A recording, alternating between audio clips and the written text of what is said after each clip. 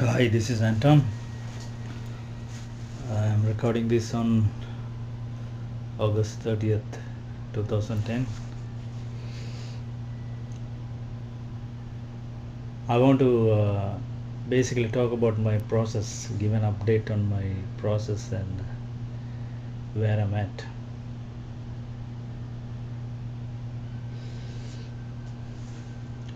Well, when I look at my process, it's very simple in terms of how I understand my process. How I understood is that the thoughts one entertains must be watched for very carefully. I mean, it is the thoughts that drives one to madness. It is the thoughts that drives one to craziness. It is the thoughts that drives one to self-destruction. It is the thoughts that drives one to separation. In other words, it is my own thoughts that has brought me here today. In a situation where I am basically facing myself in a very difficult situation.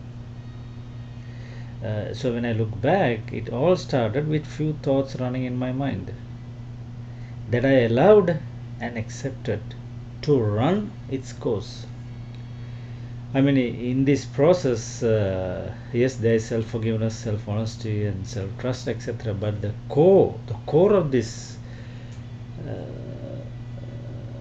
process is to watch one's thoughts, not give energy to thoughts. So this is a hard lesson for me today. I realized that I have not been able to stop my thoughts. They are running wild and I have allowed them to run and I have participated. Therefore, I am the creator of my own thoughts. Of course, we are told that these thoughts are popping up on their own from the resonant uh, self.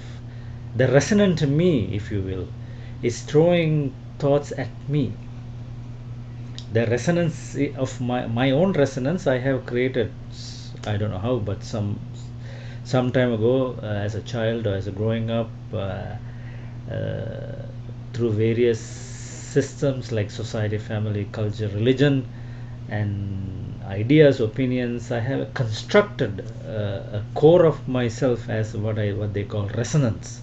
So now these resonance are throwing thoughts at me. Now these thoughts still don't have power over me until I give them the power. So what has happened to me is that I have allowed, accepted my thoughts to run its course, and therefore I have given it energy. By giving my thoughts energy, they have come to life.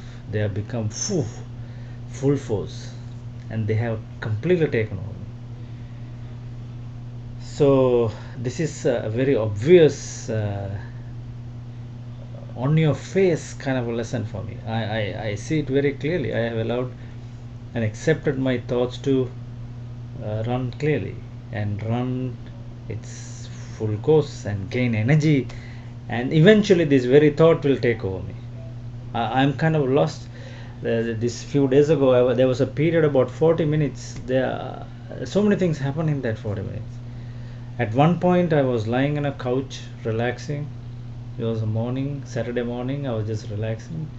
Certain thoughts ran over me. I mean, I had a very busy day planned, so many things to do and stuff. But these crazy thoughts ran over my head, and next thing I know, all my bags are packed. I'm in a bus to a long journey. And about 45 minutes or so later, I woke up to see, God, good Lord, where am I? I'm in a bus that is going to some place. So from the couch to the bus, I was really asleep. The thoughts were running me. Little thoughts. Get up and go. Run away. Take your stuff and go. Get out of this place. Move to another place. Start a new life.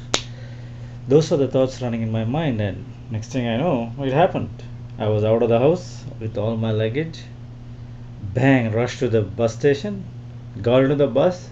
I was sitting in a bus for a 300-kilometer journey, and about after about 1 hour into the journey, I see, oh my God, what I'm doing?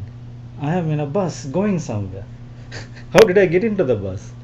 I didn't even know, because the thoughts that came to me 45 minutes ago, I gave it full energy, full power, and it took over. I was on the flight. So, the power of thinking is very destructive. It's very self destructive. Power of thinking is very harmful. Power of thinking must be checked, meaning a thought must be carefully handled.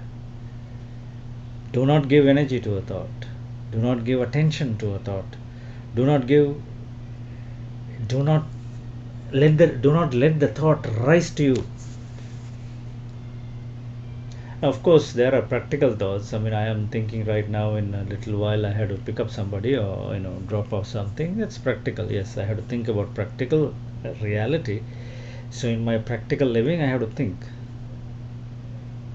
I have to go and meet someone in about half an hour. These are practical thoughts. Or thoughts about equality and oneness, that I have to, how I'm going to participate, how I'm going to support this.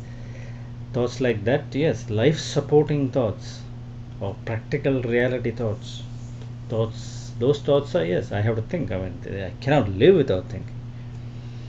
But each thought must be watched. Otherwise, it takes over. So this is my hard learned lesson for in the last few days. I allowed a thought to run its course. But the question is, why did I allow such thoughts to run? At the moment of thinking, I knew it was not the right thing to do. It was not, the thought is telling me to run away, but I knew it was not the right thing to do. Yet, I packed myself and got out. Why did I do it? I knew it was the wrong thing to do. That brings to my next point. Next point is a self-commitment. So in this process, when you walk in this process, there is something called self-commitment. What does that mean? That means I am walking this process within a certain principles to which I am committed to. I will stand with these principles no matter what. That means I will not allow myself to be run by thoughts, or run by emotions, or run by feelings.